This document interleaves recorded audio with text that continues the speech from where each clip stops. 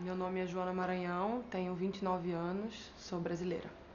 Eu comecei a nadar aos 3 anos de idade no Clube Português do Recife. Era muita gente nadando, a piscina era lotada, a gente era assim, referência para o Brasil inteiro. Então todo mundo queria ir evoluindo, né? Você chegava na idade tal, você treinava com um treinador, depois você passava para outro treinador e tal. Até que chegou um técnico novo na categoria, pré-mirim. Ele me dava muita atenção, ele falava que eu era um fenômeno e eu realmente melhorei muito treinando com ele. E ele frequentava a minha casa, eu frequentava a casa dele, eu dormia na casa dele sempre, os filhos dele dormiam na minha, então, de fato, a minha mãe sentia que era um pai, né? Joana tá em casa, é um treinador que cuida dela, que acredita no potencial dela.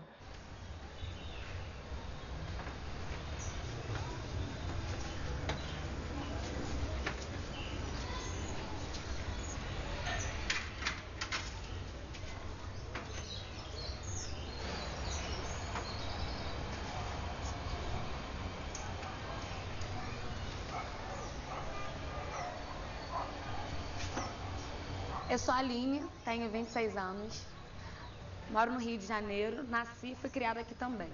Sou filha de mãe solteira, sou trigêmea, minha mãe não teve para onde ir quando a gente nasceu e uma amiga dela que a trouxe para cá.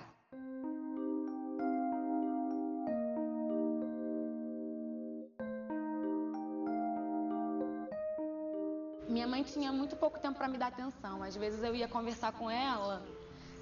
Quando eu olhava, ela já estava dormindo. Ela me dava vontade de chorar, mas eu entendia que ela trabalhava muito, que ela era muito cansada.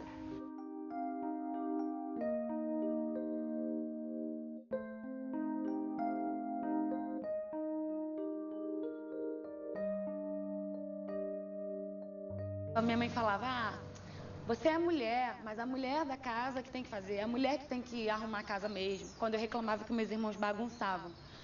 Mas essas coisas são coisas de mulher.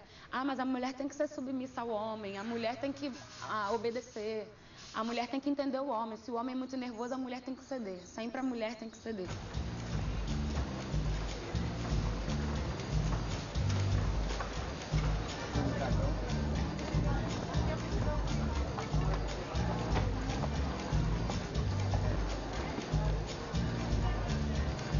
Comecei a me interessar em namoro com praticamente 15 anos de idade. Foi a pior época da minha vida. Foi muito difícil. Porque minha mãe não deixava de jeito nenhum. Primeiro, porque ela falava que eu não tinha futuro e muito menos um rapaz, né? Ela queria que eu estudasse, que eu me formasse para depois pensar nisso.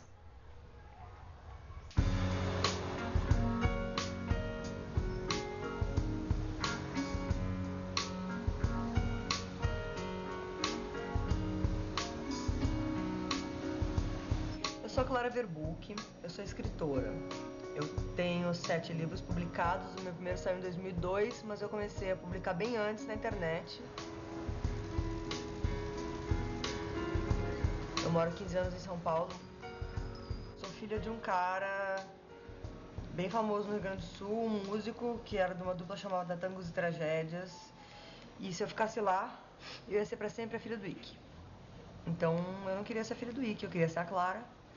E eu vim pra cá, que era um lugar que eu não tinha nenhuma perspectiva de nada, na verdade. Eu só queria escrever e viver e sair da minha cidade que estava me oprimindo. Na época eu não sabia dizer o que era muito bem que estava me oprimindo, mas aí depois, com o passar do tempo, eu fui me dando conta que Porto Alegre é uma cidade extremamente machista, assim como todo o Rio Grande do Sul. Possivelmente um dos estados mais machistas do Brasil. E é muito difícil ser mulher lá.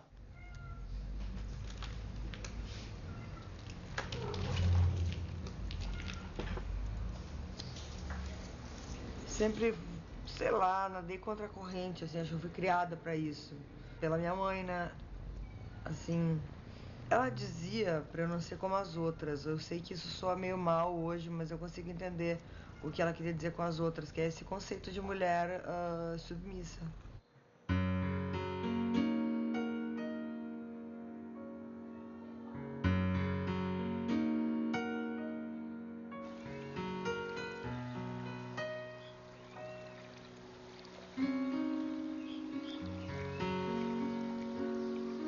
Acabou o treino, ele falou assim, Joana, fica na água, todo mundo pode sair. E não tinha praticamente ninguém no parque aquático, era eu e ele só, e o salva-vida que estava muito longe, eu saí, enfim. Na quina da piscina, ele falou, fica na escada que eu vou vir nadando e fica olhando. Eu fiquei, ele veio e ele mandou eu abrir a perna e colocou a mão dentro do meu maiô pela primeira vez. Eu assustei, obviamente, né? Ninguém nunca tinha tocado em mim dessa forma. E aí ele falou, fica rindo. Acho que ele queria que aquilo fosse normal, mas obviamente não era normal. E aquilo foi um choque mesmo, né? Tipo um choque de tomada. E ele fez isso mais algumas vezes até eu falar, eu quero ir para casa, e ele me levou para casa. Aos 9 anos eu tinha corpo de uma criança de 9 anos. A minha menarca veio super tarde, veio aos quase 16. Então você imagina que aos 9 eu era uma criança, literalmente. Eu não tinha nada, não estava entrando na puberdade absolutamente nada. Era uma criança.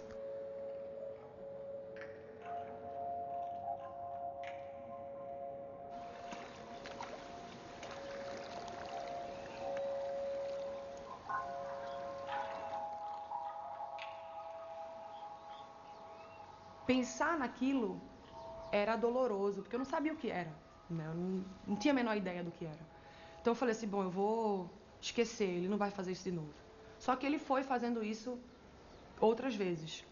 E aí eu tentei falar pra minha mãe, mas não dá pra você encontrar a palavra de uma coisa que você não sabe o que é. Eu sabia que era uma experiência dolorosa, uma coisa ruim, mas eu não conseguiria verbalizar. Mãe, ele colocou a mão dentro do maiô. E aí a vez mais chocante de todas foi o último treino de manhã. Ele me levava de volta para casa de ônibus. Dessa vez, ele desviou do caminho, falou que tinha que passar em casa. E aí já veio aquele alerta. Eu falei, ele vai fazer aquilo comigo de novo. Ele mandou entrar no quarto da esposa. Ele me despiu completamente. E me molestou, colocou o dedo, fez tudo. E ele ejaculou em cima de mim. Fez sexo oral em mim. Tudo. Mas eu não sabia novamente o que era. Eu lembro que quando eu comecei o tratamento muitos anos depois, eu falava, ele tremia em cima de mim. E eu não sabia o que era esse tremor. Só depois que eu fui compreender que era ele que estava ejaculando em cima de mim.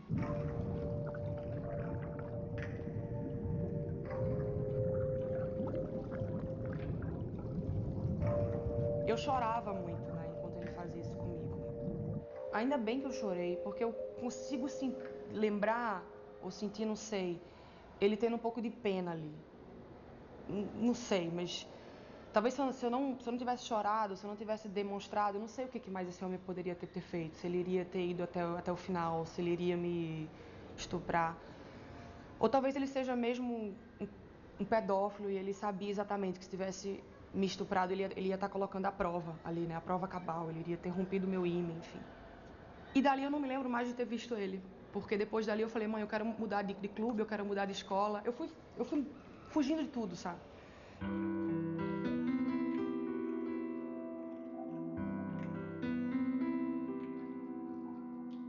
Eu via na televisão casos de meninas que eram estupradas ou meninas que tentavam suicídio. Eu falava, essas meninas são muito fracas. É só você falar pra você mesma que não aconteceu, que funciona. Infelizmente, não é assim.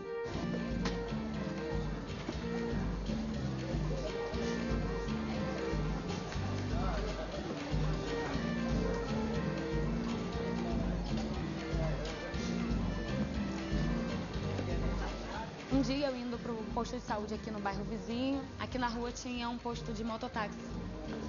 E eu peguei o mototáxi. Minha mãe não gostava, mas eu peguei porque eu estava muito atrasada. E aí no caminho ele foi conversando comigo e falando que tinha gostado de mim, que eu parecia com uma ex-namorada dele. Eu não dei confiança, né? Mas eu fui. Chegou lá perto do posto de saúde, ele ficou dando umas voltas a mais na rua, dizendo que já tinha chegado, mas ele queria me conhecer um pouco mais.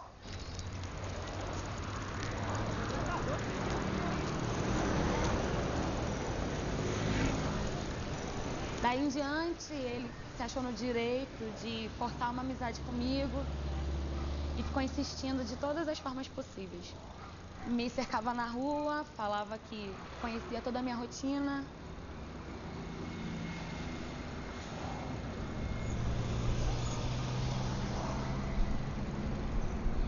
Eu não sei como ele descobriu meu celular. Eu não dei meu número pra ele. E um dia eu estava em casa deitada, meu celular tocou. Só que meu celular estava com defeito. Não aparecia a imagem e eu não ouvia quem estava do outro lado. E aí eu falei, olha, eu não consigo te ouvir. Se você me conhece, você tem meu telefone fixo. Liga pra minha casa. E pra minha surpresa ele ligou, porque também não tinha dado meu telefone fixo pra ele. Aí ele, então eu conserto o celular. Falei, você conserta o celular? Também conserto o celular. Daqui a pouco eu vou aí. Quando ele chegou, eu ainda estava de roupa de dormir, deitada no sofá. Abri a porta, abri a janela, e minha casa bem exposta, então eu achei que aquilo não ia interferir em nada. Eu não achei que ele fosse chegar nesse nível. Disse que estava com poeira no celular, precisava de uma escovinha. Nisso eu fui pegar a escovinha. Quando eu virei para pegar a escovinha foi quando ele veio para me agarrar. E eu não tinha para onde correr, porque ele estava na frente da saída da porta. E não tendo para onde ir, eu subi. Quando eu subi, ele tentou me segurar já na porta do meu quarto. Eu falava, não, tá me machucando, eu não vou ficar com você. Eu já falei que eu não vou ficar com você. E aí depois eu consegui fugir daquilo e consegui me jogar para cima da cadeira do computador. Só que a cadeira era giratória. E foi aí que ele conseguiu me empurrar na cama e me imobilizar. Mas eu lembro que eu arranhei o rosto dele, eu empurrei, eu fiz tudo que eu pude. Como eu vi que eu não tinha mais força física, eu só conseguia pedir, por favor, minha mãe tá chegando. E aí ele foi. Estupro! Estupro! É crime! E a culpa? E a culpa? Nunca é da vítima! Nunca é da vítima! Exigimos! Que todos os culpados! Sejam presos! Exigimos! Justiça! Exigimos! Justiça!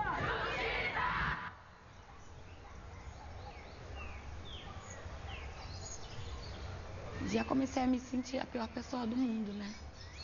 Já tive vontade de morrer, porque não era eu que estava ali, era só meu corpo. E eu lembro que eu comecei a chorar, depois ele ficou falando que ia ser, eu vou ser papai, e foi embora. E aí eu desci, sentei no vaso, fiz força. E só fui na delegacia uma semana depois. Eu fui pessimamente atendida, foi um inspetor, não sei, foi um homem que me atendeu. E ele falou pra mim que a culpa era minha, porque eu tinha aberto a porta, que eu estava de roupa de dormir e que eu podia até já registrar a queixa sim, mas a causa podia virar contra mim, porque eu não tinha mais como provar, porque eu já tinha colocado a roupa pra lavar. Todos os fluidos que tinham no meu corpo já tinham saído, provavelmente, e a única coisa que eu tinha pra provar era um hematoma no meu braço, e aí eu não registrei a queixa. Não te devo nada, tô de mini saia. Não te devo nada, falo palavrão. Eu não te devo nada, faço o que quiser, eu mereço ser estuprada. Sangue no chão, não te devo nada. Tenho tatuagem, não te devo nada. Tanta ousadia, não te devo nada. Faço o que quiser, eu mereço ser estuprada. Eu entendo uma mulher que não quer ir denunciar numa delegacia, porque é um lugar horrível uma delegacia da mulher. E as pessoas têm essa ideia equivocada de que é só ir na delegacia. Não é só ir na delegacia. Todo o sistema é contra a mulher, por mais que pareça que é a favor, não é. Chega lá, é um horror. E por isso que é tão importante também que as mulheres se unam e se fortaleçam e criem redes de apoio independentes, porque é isso, o Estado não está do nosso lado.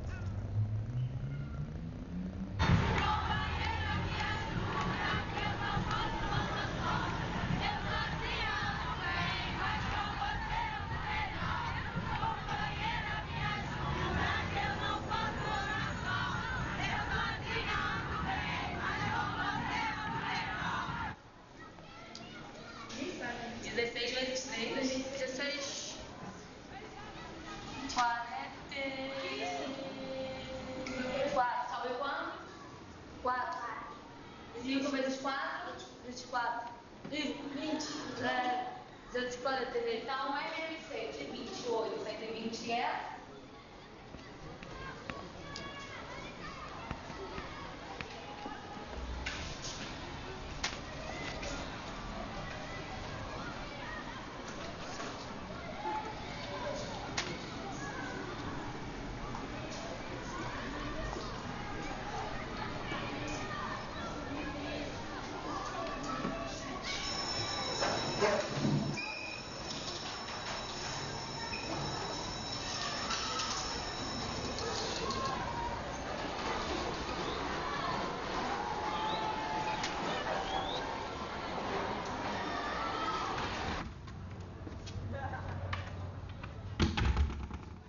minha história é muito nebulosa, na verdade, porque eu era muito nova, eu tinha 13 anos.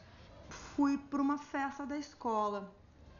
Não era na escola, era na casa de um riquinho da escola. Cheguei lá, metidona assim, e comecei a beber uísque, com 13 anos. Eu não tinha a menor ideia do que era a quantidade de uísque que meu corpo aguentaria, né? Não sei o que aconteceu depois direito, eu sei que a próxima coisa que eu me lembro é que eu estava num banheiro, eu lembro que eu estava menstruada, eles tiraram meu OB. Eu lembro que... eu não sei como coube todo mundo ali, mas um me segurava, um sentava e o outro ficava me botando em cima dele, porque eu tava meio grogue também, mas eu tava ali, né? Não tava dormindo, não tava desmaiada. Eu tava bem bêbada, mas eu não tava desmaiada. Eles enfiaram garrafa em mim. Lembro de sentir bastante dor, porque eu era virgem. E aí teve esse momento glorioso que um deles que tava me segurando pelo cabelo, tinha cabelo compridão, tava me segurando pelo cabelo, ele me largou na pia. Pá! E eu caí. E eu fiquei com um hematoma enorme, que até hoje eu tenho uma bolinha aqui dentro dessa batida que eu dei na pia. Então, além de eu ser estupradíssima, eu fiquei com o olho roxo, assim, inteiro.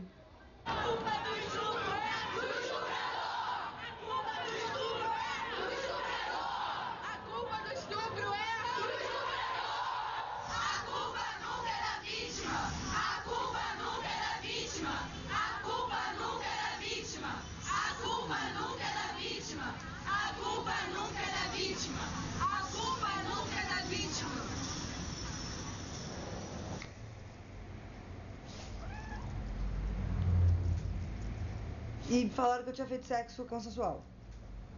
Basicamente foi isso. Foi extremamente violento. E quando eu cheguei na escola, tava todo mundo me julgando. E eu tinha 13 anos, eu gostaria de repetir isso, eu era uma criança, saca?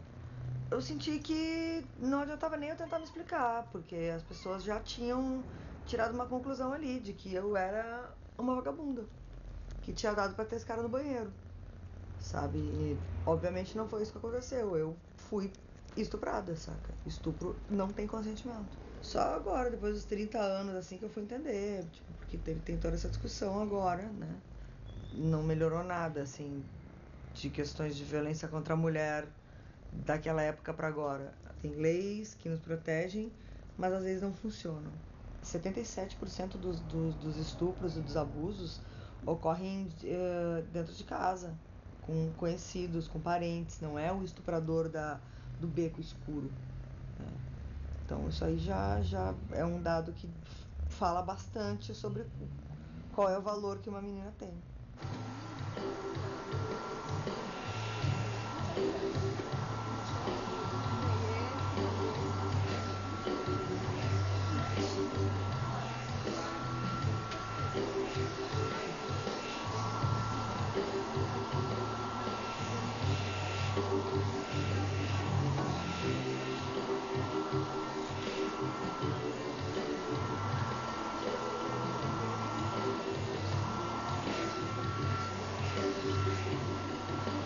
Meu nome é Alessandra, tenho 40 anos, sou natural de São Paulo mesmo e sou cabeleireira. Eu e a minha irmã crescemos juntas, adolescência juntas, tudo juntas. A gente era muito unida mesmo, a gente tinha diferença de 1 ano e 5 meses. Casamos na mesma época, né? Ela casou na época com 17, eu também com 17. Ela teve filho, eu tive filho. Não teve uma fase da nossa vida que a gente não estivesse juntas.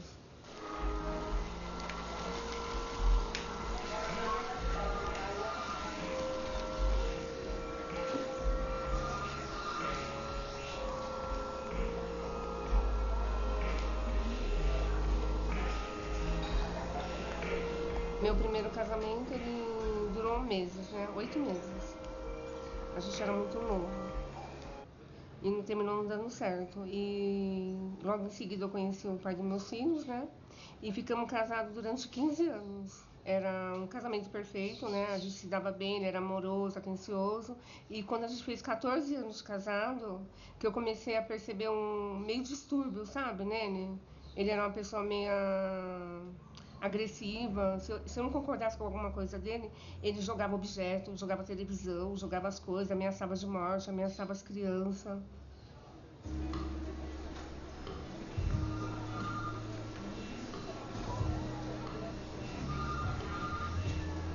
Em dezembro, na virada de ano, a gente foi pra praia com os amigos, né? Eu tava meio pra baixo naquele dia, eu não queria ir pra praia. Ele falou assim, você vai. Eu falei assim, eu não quero ir. E acabamos brigando, eu não fui. Aí ele pegou uma faca e chegou a furar meu braço porque eu não fui pra praia. Aquele dia foi um dia que eu falei assim, não quero mais. Ele é um louco.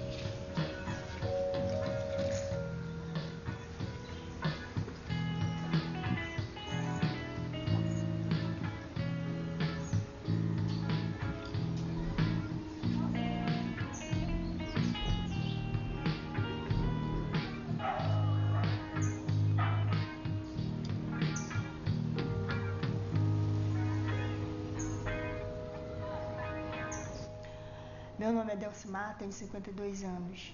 A minha infância foi um pouco dolorosa, porque eu não tinha paradeiros. Meu pai morreu, eu era muito pequena, e a minha mãe não tinha condições de me criar, uma família me adotou. Uma tia, por consideração, que ela precisou viajar para o Rio, na época eu morava em Belém, e aí eu tive que viajar com ela de companhia, indo na onde ela ficou com a filha dela, precisava de alguém, eu fiquei lá morando 20 anos. Tive um noivo, mas nada deu certo, e depois eu fiquei na expectativa de encontrar alguém. Aí foi quando eu encontrei a pessoa que eu fiquei durante 16 anos que eu convivi com essa pessoa.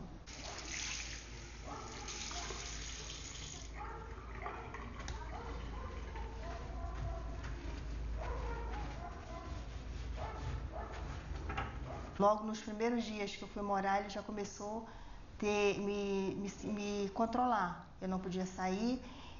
Assim que eu saí da casa onde eu morava, ele me proibiu de ter contato com a família com que eu me relacionava, meus amigos.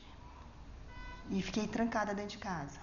E depois que eu tive a minha filha, um dia eu estava saindo de casa, que eu ia pedir ajuda por um irmão dele, ele me encontrou saindo. E aí ele me pegou na rua mesmo, me chutou e me levou para dentro de casa, tirou a criança do meu colo e começou a me espancar. E falou que a partir daquele dia, que se eu tentasse de novo, ele me mataria. O surpreso era que quando ele bebia, eu fiquei com medo, assim que ele começou a beber, eu achava que ele ia ficar mais violento. Foi ao contrário, ele ficava totalmente dócil. Muitas das vezes a minha filha preferia que ele ficasse dopado de bebida, porque onde ela poderia brincar com ele, falar tudo que ela queria falar, e ele não tinha ação nenhuma.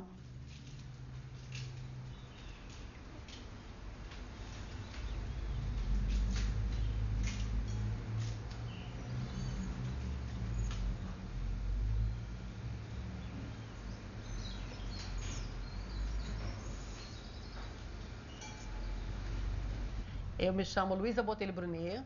Eu nasci no interior do Mato Grosso, sou mato-grossense.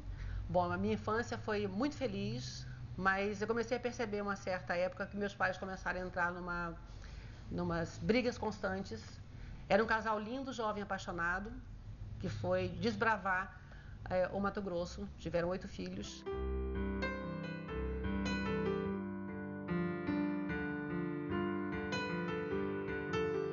E eu me lembro quando eu tinha 5, 6 anos, eu já presenciava assim, cenas que me deixavam bem estarrecida. Meu pai era muito bonito, minha mãe também, eram bastante ciumentos um do outro. E eles brigavam feio mesmo, mas ele nunca chegou a agredir ela fisicamente. Mas ele tinha arma em casa e ele encostava ela na parede e falava assim, eu vou te dar um tiro. E ele apontava a arma para ela, mas ele dava na parede. E teve momentos que eu presenciei também, ele com uma faca na mão, jogava ela na cama e sempre dizia que ia matá-la. Mas ele olhava para ela e ela assim, ela abria até o peito e falava, mata, mata. E os filhos ficavam do lado, pai, para, por favor. Aquela gritaria, aquela confusão. Ele dava uma facada no travesseiro. Então eu presenciei esse tipo de violência bastante na minha adolescência. Eu era uma criança, eu tinha entre 6 e 7 anos. E aí um dia ela se encheu de tudo isso, colocou alguns pertences dentro de uma mala, pegou todos os filhos e resolveu vir para o Rio de Janeiro. Nós saímos, os filhos e a minha mãe. Meu pai acabou entrando no ônibus um pouco depois e a gente veio parar no subúrbio do Rio de Janeiro, exatamente em Auma. A minha adolescência foi dura, porque quando eles chegaram no Rio de Janeiro, não tinha nada, a não ser os filhos e um pouquinho de objetos. Para recomeçar uma vida naquela época não era fácil. E eu fui então designada a morar com uma tia minha e um pouco depois eu comecei a trabalhar numa casa de família. Era tomar conta das crianças e fazer os afazeres domésticos de uma casa, ou seja, o que comporta a uma empregada doméstica jovem, saudável e ativa como eu era.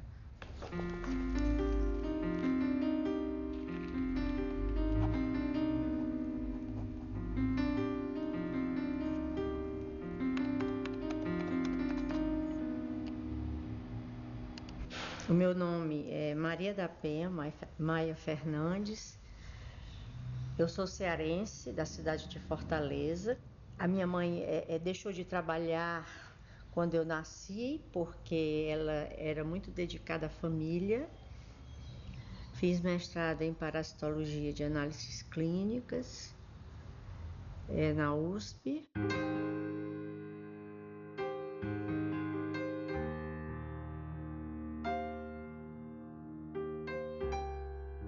E foi nesse momento que eu conheci a pessoa que eu escolhi para casar, né? Ele era um estudante oriundo da Colômbia. Assim, eu percebi que o meu marido era uma pessoa mais agressiva no momento em que ele naturalizou-se brasileiro e que ele começou a me dominar. Eu não sabia mais como aquela pessoa amanhecia ou como chegava do trabalho, né? Minhas filhas eram maltratadas, as nossas filhas eram maltratadas, elas não tinham o direito de ser crianças. Então, como diz o ditado, eu coloquei minhas barbas de molho e não pude tomar uma atitude agressiva porque eu sentia que a minha vida poderia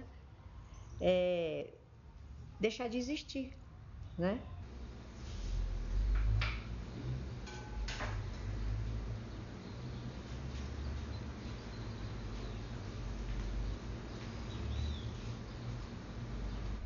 Acabou o gás na minha casa. Um dia minha mãe pediu para buscar dinheiro com meu pai, que trabalhava num bar, num posto de gasolina.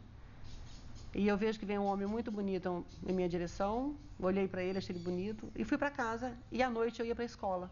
E eu encontro esse mesmo rapaz sentado na sala da minha casa. Eu acho que ele me achou interessante, procurou saber quem era essa moça. E foi justamente para o meu pai que ele perguntou. E meu pai convidou ele para me conhecer melhor. Foi o homem com quem eu me casei. Gumercindo Brunet, por isso tem esse sobrenome.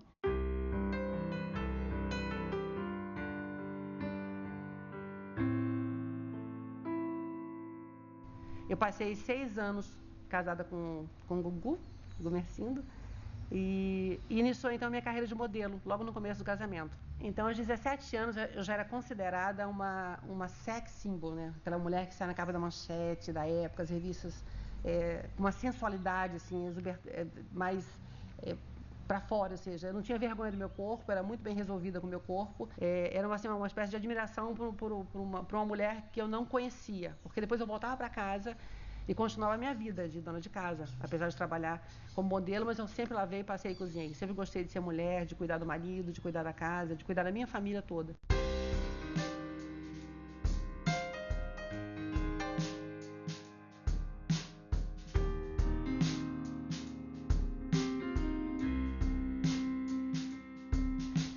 Bom, depois de 6 anos de casamento, a gente passou por uma dificuldade de relacionamento, acabei me separando e conheci, acho que o grande amor da minha vida, que foi o pai dos meus filhos. Fiquei casada com o Armando durante 24 anos, mas a gente acabou se separando.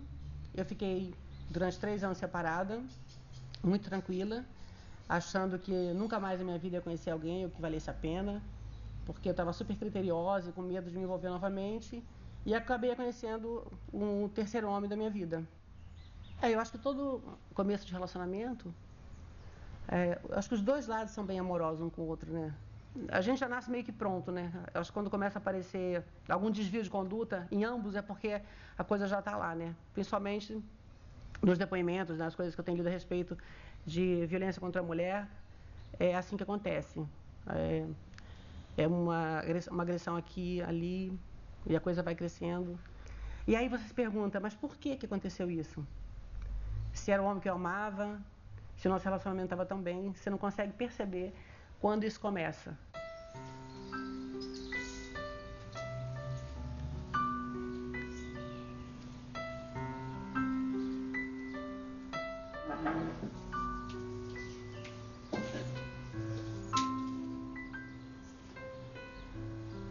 No meio de um jantar, houve um desentendimento muito sem importância sobre uma conversa que talvez não tenha sido agradável, eu tenha questionado algumas coisas que eu não achei que fosse certa. Eu não imaginava que isso fosse desencadear uma agressão física tão violenta que eu sofri alguns minutos ou uma hora depois, chegando em casa. Na verdade, eu fui agredida verbalmente, com palavras duras para uma mulher ouvir. E agredida fisicamente, com chutes, tapas,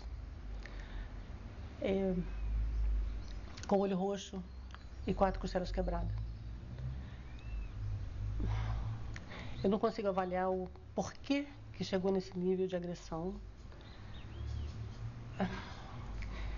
E como é difícil a gente sobreviver depois de uma agressão física tão pesada e dolorosa como essa. Acho que ninguém merece, nenhuma mulher merece passar por isso.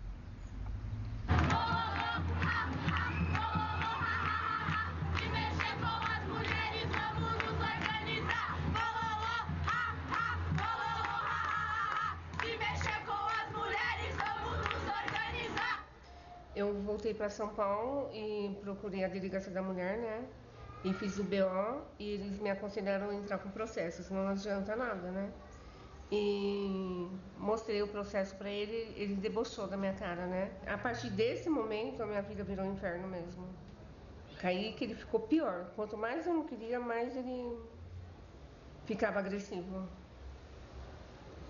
No momento em que você está sendo agredida verbalmente, você engole seco para não responder, você engole seco para não revidar, porque você sabe que o revide vai, né, vai chegar numa situação mais violenta.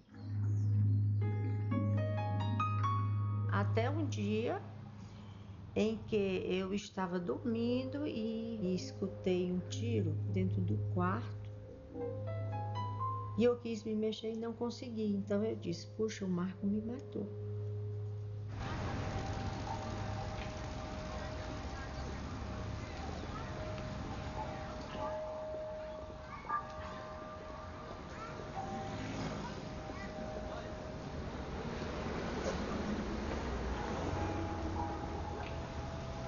Até então, eu ainda dormia com a porta do meu quarto aberta, né? Minha filha dormia comigo. E ele deixava facas escondidas para eu dormir e me atacar. Meu filho pegou, né? E ele usou chumbinho para colocar na comida. Eu cheguei a tomar 1 vidro de chumbinho, de pouquinho. Tenho que tomar remédio até hoje, uso contínuo pro resto da vida.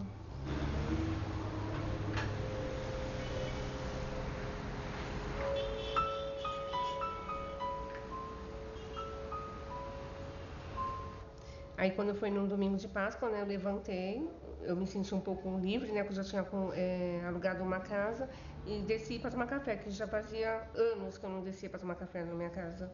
Eu não entrava mais na cozinha, eu só ficava no meu quarto, né. E ele estava na cozinha e eu falei para ele que eu tinha alugado uma casa e que eu ia sair. Ele começou a chorar, fez mau drama, né, e meus filhos mais velhos até ficaram um pouco contra, né, no dia que viram o pai chorando. E aí ele foi até o meu quarto, pediu um abraço, eu dei um abraço nele. Ele usou essas palavras, me dá o último abraço, né? Aí eu dei o último abraço, porque pra mim eu queria me livrar daquilo amigavelmente, entendeu?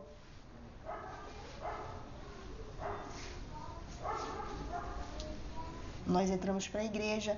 Na igreja ele aparentava ser uma pessoa de Deus, mas dentro de casa, mesmo estando na igreja, ele continuava com as agressões e aí eu resolvi denunciá-lo, porque eu havia encontrado um livrinho da Lei Maria da Penha e eu peguei esse livro, fiquei escondida dentro de casa lendo quando ele saía, mas ele convenceu a delegada que ele ia mudar, que ele ia embora, que ia me deixar em paz. Não foi embora como ele havia falado para a delegada e me colocou dentro de casa e nessa noite foi tortura só.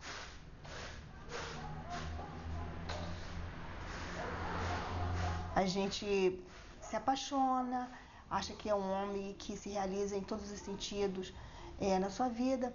Só que depois, quando ele começava a me agredir, ele me obrigava também a ter relação com ele. E muitas das vezes era forçado. Ele falava, muitas das vezes falava assim, agora faz o teu papel, termina o seu papel que você sabe fazer. E era horrível, tinha que fazer forçado. E muitas das vezes ele falava, faz direito que nem assim que puta faz. Ligo a televisão e eu cochilei.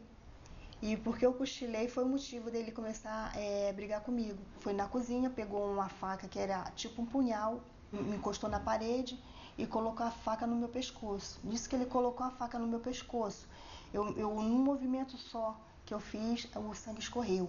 No que o sangue escorreu, ele jogou a faca longe, contou uma história, a versão dele, que ele chegou em casa para guardar o carro e eu fui abrir o portão. No que eu abaixei a cabeça, não vi um troço pontiagudo e aquilo perfurou meu pescoço. Ele sumiu, eu não vi. Esse dia, o dia inteiro eu não vi. E na época eu estava tirando carta na autoescola, né? Quando foi a última aula que eu fui passar digital, minha filha me ligou falando assim que não era para me voltar para casa, que ele tinha passado lá e tinha dito que ia me matar. Quando eu liguei para minha irmã falou assim para mim, liga para a polícia que eu já estou indo te buscar. Aí a minha filha ligou e falou assim, tia, a polícia chegou. Aí a minha irmã falou assim, você fica aí que eu vou lá conversar com os policiais. Eu falei assim, não, eu vou. Aí ela falou assim, você não vai, porque ele tá ameaçando você de morte, não é eu. Ela usou essas palavras um dia, né? Aí eu falei assim, eu vou sim. Ela falou assim, então tá bom, você vai, mas vai escondidinha lá atrás do carro.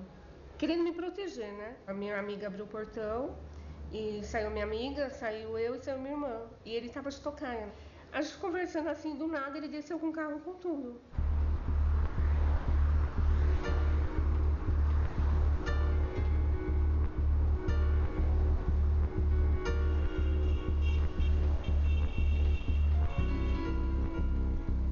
Aí ele acendeu o farol forte, né? E jogou o carro em cima de nós três. Eu consegui pular, minha amiga conseguiu e a minha irmã não. Ela bateu em cima do carro, ela voou que nem um boneco, caiu de novo em cima do carro e depois ele arrastou ela. Quando ela voou, eu fechei meu olho e comecei a gritar. Quando eu abri meu olho, ele já estava fugindo. A gente nunca imagina que a pessoa vai morrer, né? Aí lá no hospital que eu senti a gravidade das coisas, quando o médico perguntou se tinha demorado muito para resgatar ela.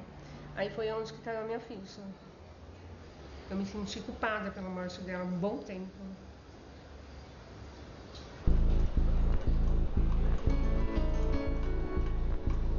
Foi colocada que eu precisava ir para Brasília, para o hospital Sara Kubitschek, porque lá era o maior centro de reabilitação, né? E que eu voltaria a andar. Quer dizer, eu tinha essa esperança, né? E foi em Brasília que eu tive a certeza de que eu não voltaria a andar.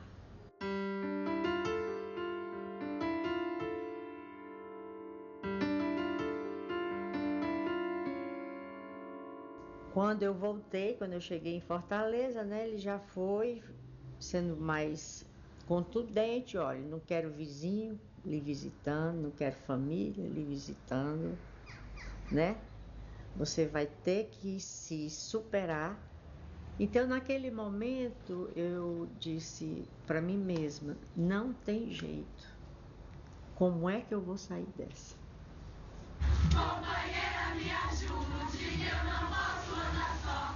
Eu sozinha ando bem, mas com você ando melhor. Companheira, me ajude, que eu não posso andar só. Eu sozinha ando bem, mas com você ando melhor. Companheira, me ajude, que eu não posso andar só. Eu sozinha ando bem. pedi a menina para ligar do telefone da rua, porque tudo eu fazia com o telefone público, que ligasse para os meus pais e pedisse para eles providenciassem uma separação de corpos, porque eu ia sair de casa. E houve uma dificuldade para se conseguir isso.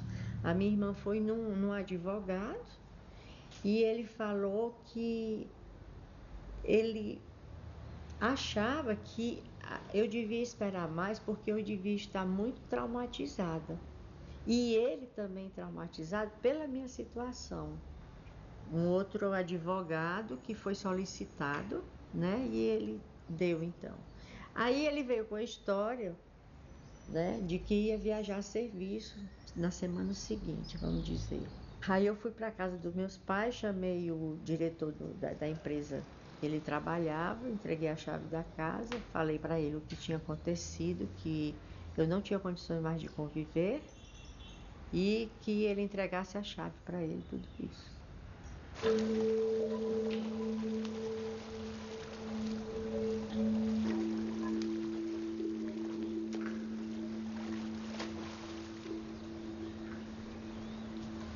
Obviamente, durante todo esse processo, o meu rendimento caiu muito, né? Eu continuava ganhando as provas, mas com tempos muito ruins. A nível mundial eu piorei. Eu fui para um campeonato mundial, fiquei em 21º, fui chamada de decepção pela primeira vez. E aí fui morar nos Estados Unidos, provei maconha, comecei a beber. Enfim, comecei a fazer sexo sem compromisso, porque aquilo pra mim era, sabe, não, o sexo tem que ser bom, porque todo mundo fala que é bom. Era horrível, eu falava, não, foi maravilhoso, sabe? Como se ser uma máquina de sexo fosse funcionar ou fosse resolver a minha dor. Mulheres! Mulheres! Hoje! Marcham! Juntas! Contra o patriarcado! O machismo! E a cultura do estupro!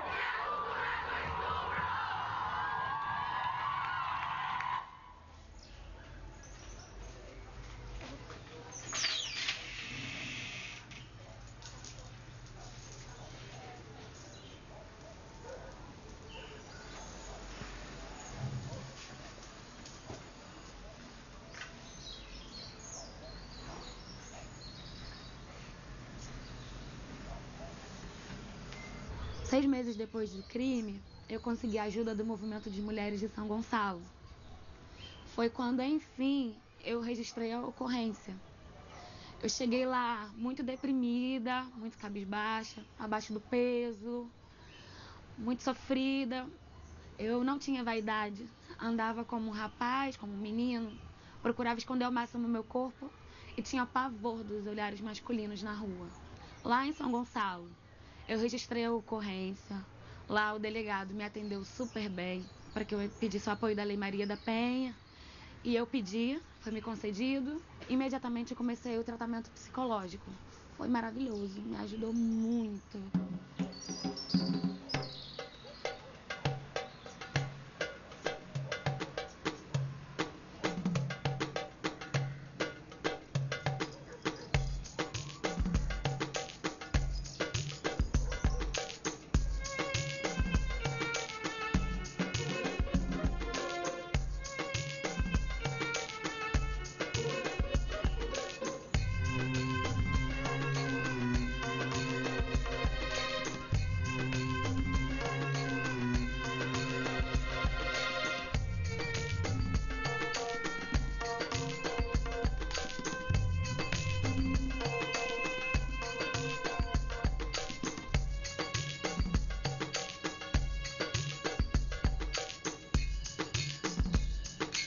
A minha luta para que ele fosse punido demorou 19 anos e 6 meses.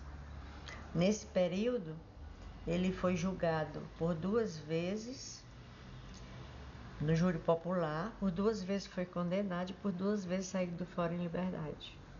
Então, no intervalo do primeiro para o segundo julgamento, eu fiquei tão decepcionada com a posição do judiciário, né, engavetando o processo. Aí o movimento de mulheres começou a me levantar o astral. Se você abandonar esse caso é o que eles querem. São os agressores de mulheres, não vão pagar, não pagam pelos que fizeram, entendeu? E você tem que você tá viva, você tem que lutar, né? Então aquilo eu me apossei disso e escrevi no intervalo do primeiro para o segundo julgamento o livro Sobrevivi, Posso Contar.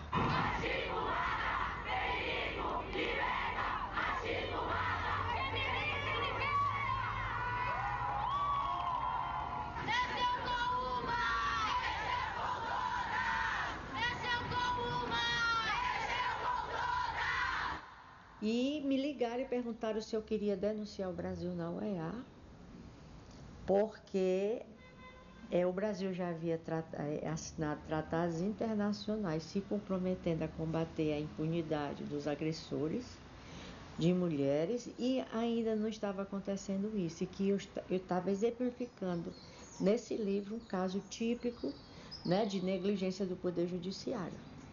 A pressão internacional, né, mandou 4 ofícios ao Brasil e em nenhum momento o Brasil respondeu. E então eles fizeram um relatório, né, condenando o Brasil e orientando a modificar as leis do país para que esses casos não se perpetuassem. E solicitava o cumprimento da pena, o encerramento do processo e o cumprimento da pena. Então, em 2001, faltando 6 meses para o crime prescrever, ele foi preso na cidade do Rio Grande do Norte, Natal. De pena foram 13 anos, com redução ficou em 8. Ele passou apenas 2 anos preso em regime fechado e hoje está em total liberdade. Todo esse processo é muito demorado, né? Minha audiência, por exemplo, aconteceu uns meses depois. E o dia você realmente fica destruída, porque você tem a possibilidade de encontrar a pessoa que você amou, a pessoa que te agrediu, e você tem que estar ali para falar sobre o que aconteceu, você tem que relatar o fato. E eu me lembro que logo que eu entrei, eu ouvi ele em pé num dos corredores, e eu pedi para não ser ouvida na presença dele, ou seja, sozinha. E eu acho que foi mais confortável para mim também. É um direito que a gente tem, e eu acho que isso é muito bom, porque você se sente muito mais à vontade para relatar o que aconteceu.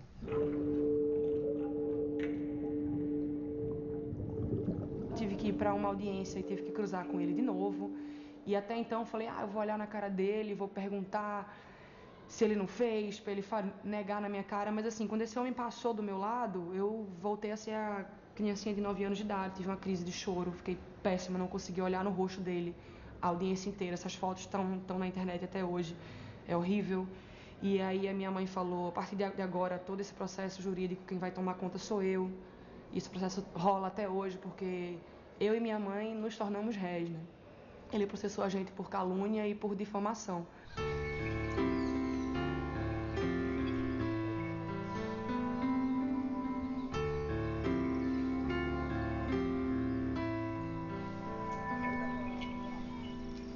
Quando ele atropelou minha irmã, ele fugiu, né? Ele ficou 1 semana foragido, né? E nessa 1 semana eu fiquei escondida dentro da casa da minha mãe. Aí ele já conseguiu uma prisão preventiva, né? Ele se apresentou com 1 semana, ele mesmo se apresentou. E o julgamento foi depois de acho que 1 ano e pouco, não lembro direito. Ele foi condenado a quase 30, né? Os filhos não têm mais contato, ninguém tem mais contato com ele. E eu não me sinto assim, os 30 anos não vai trazer minha irmã de volta, né? O que ele fez já tá feito, não muda mais, né? E quem mais perdeu foi a gente, né?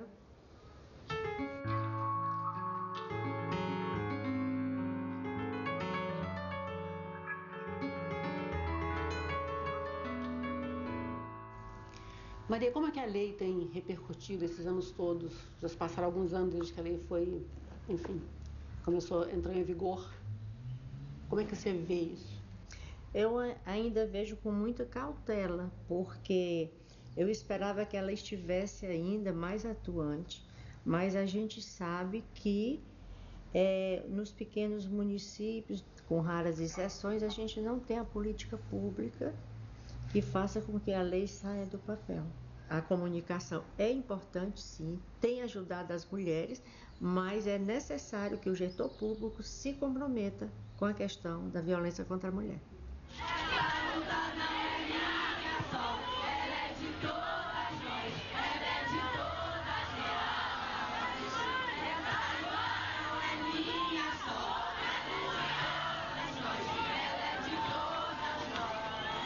O crime tinha prescrito. Eu tinha 21 anos quando eu trouxe esse assunto à tona. E foi a partir daí que foi criado o projeto de lei Joana Maranhão, porque até então, quando você fazia 18 anos, o crime era prescrito. Só que tendo em vista que a vítima não consegue verbalizar, que ela precisa de todo o tempo de maturidade para ter a coragem do enfrentamento, essa lei não fazia o menor sentido. Era uma lei que beneficiava apenas o agressor. E aí, com a lei Joana Maranhão, que foi sancionada em 2013, se eu não estou enganada, começou em 2009, sancionada em 2013, o crime começa a prescrever a partir do momento que a vítima faz 18 anos. Isso é importantíssimo, porque existem muitas vítimas, às vezes até mulheres e homens também, que só depois da maturidade que conseguem falar sobre isso.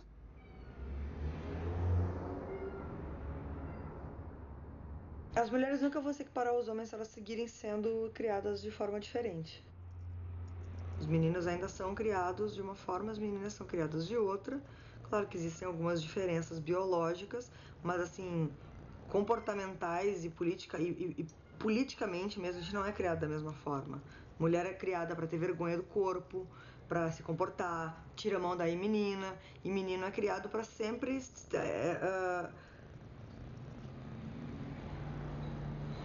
sabem que o espaço que eles têm para existir é mais amplo, né? Nós fomos criados dentro das nossas casas, onde aquela violência era abafada. Nem os familiares tinham conhecimento, porque era vergonhoso.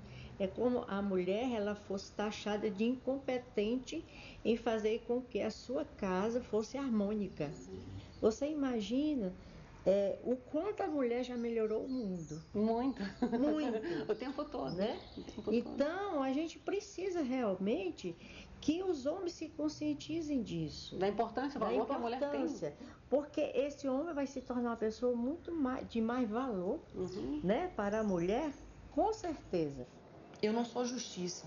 Eu não tenho a capacidade de punir ele ou nenhum outro pedófilo.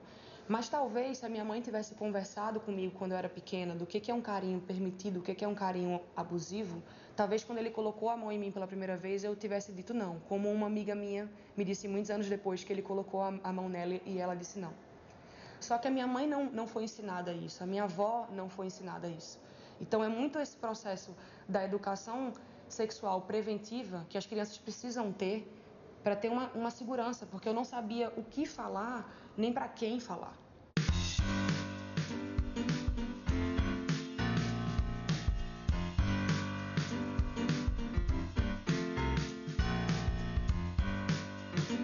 Cara, o que existe são mulheres percebendo que elas não têm que aguentar a violência, né?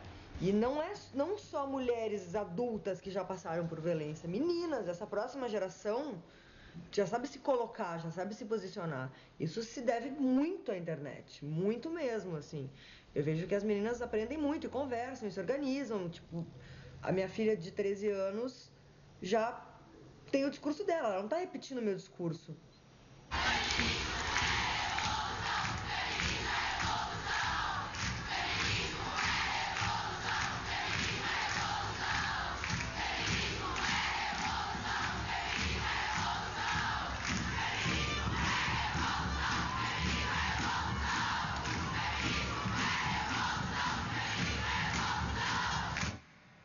Essas coisas que vem mudando, mas assim, vem mudando, quer dizer, daqui eu não vou ver o mundo virar um mundo igualitário. A gente não vai ver. A minha filha talvez comece a ver. Mas para isso tem que mexer na construção da masculinidade, não adianta só ter feminismo, sabe? Os homens têm que discutir também o papel deles nessas questões. Porque se quem está propagando a violência contra a mulher, quem está matando mulher, quem está batendo em mulher é homem, essa masculinidade calcada em violência e dominação é que tem que ser banida, na verdade, né?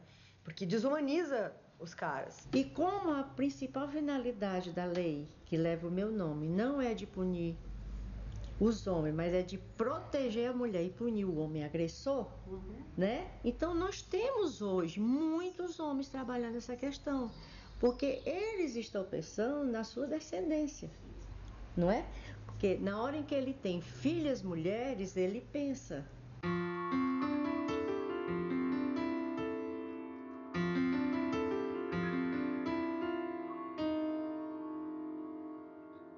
E se a gente não mudar o mundo hoje, através do que a gente tem de positivo, que é uma lei que deu um amparo, e é considerada uma das melhores leis do mundo, ONU, né? Pela ONU, sim. Né? Se a gente não conseguir fazer isso agora, que tem toda... Quando será, né? Quando será? A hora é essa.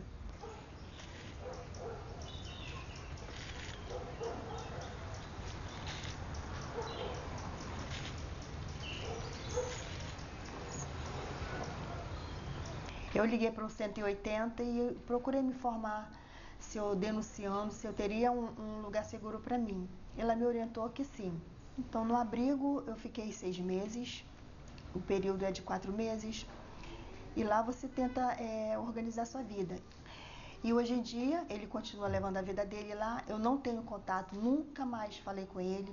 Ele fala com a minha filha, mas às vezes ele pede para falar comigo, mas eu não falo.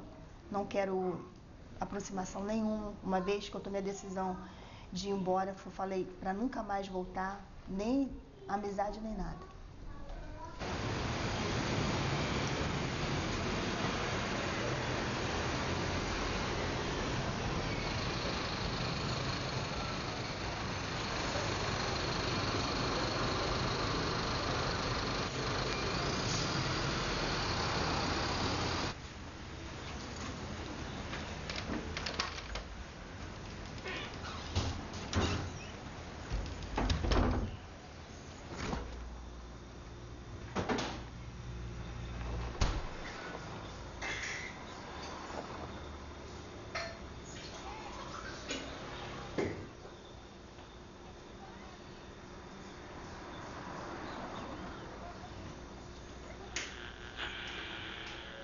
Ninguém gosta de passar por tempestades.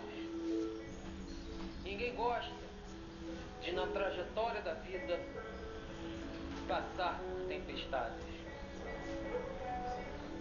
Mas, infelizmente, elas são inevitáveis. Em um texto, Jesus quis ensinar algumas coisas sobre as tempestades. Onde orei a Deus e disse: ó Senhor, por que às vezes advém uma tempestade sobre mim tão grande que eu não sei nem por onde começar? O Espírito de Deus me deu uma resposta tão simples que eu pensei comigo mesmo: por que eu nunca pensei nisso antes? E Deus me disse: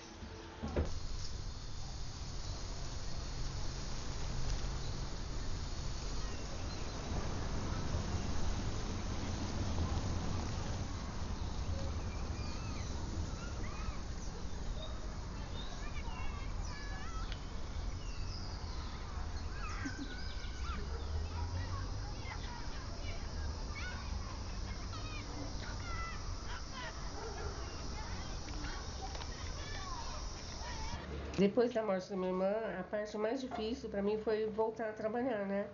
Porque como que eu dou com o público, as pessoas ficavam com medo de entrar no meu salão. Eu abria a porta, mas não entrava ninguém. Então, depois que aconteceu tudo isso, eu não acredito mais nos homens.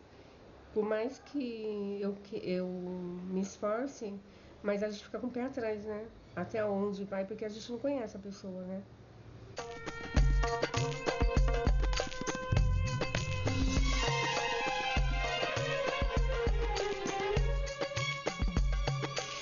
Consegui reerguer, tocar minha vida. Entrei pra dança do ventre. Isso resgatou a minha feminilidade. Não há nada nem ninguém mais que vai poder controlar o meu corpo. Eu acho que a violência, ela existe, mas a gente tem poder, sim. Mesmo que a gente não tenha força física. No ano passado, eu tive uma crise de depressão muito forte e tentei o suicídio de novo. Tentar suicídio não. Para mim funciona assim, eu não tenho coragem de tirar minha própria vida, então eu tomo muito remédio para adormecer porque quando você está em sono profundo, você não precisa enfrentar absolutamente nada. Eu buscava a cura, sabe? Agora eu tô curada. Mas não é uma cura, é uma cicatriz que está lá. E de vez em quando eu vou desequilibrar, eu vou bater, essa cicatriz vai sangrar e vai doer, mas não vai doer igual quando a ferida estava aberta, sabe? Mas ela vai sangrar para o resto da minha vida algumas vezes. Algumas vezes eu nem vou estar esperando, eu vou achar que está tudo bem e essa cicatriz vai sangrar de novo. Eu acho que o desafio é conviver com ela e viver através dela, né?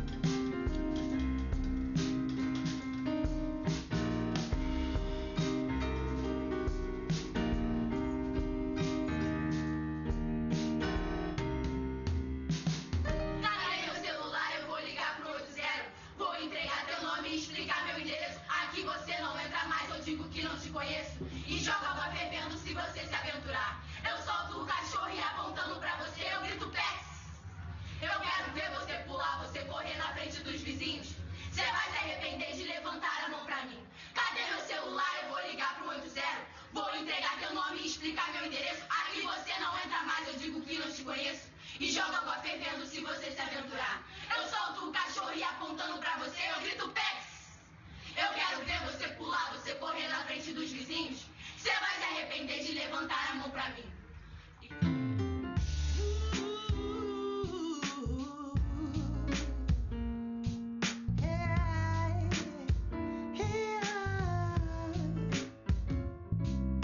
A culpa não é minha, a culpa não é dela, a culpa não é minha, a culpa não é dela,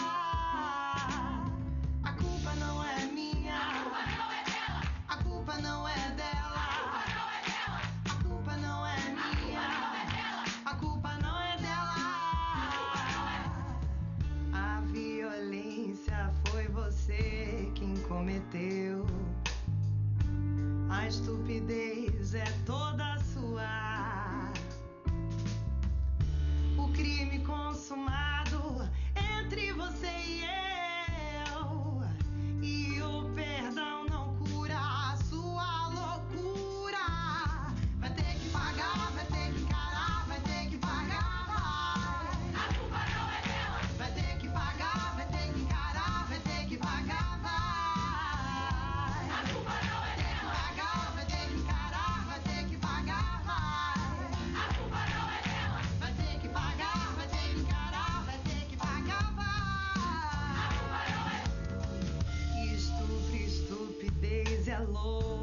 da covardia, o crime é a agressão da hipocrisia. Se você por acaso não compreender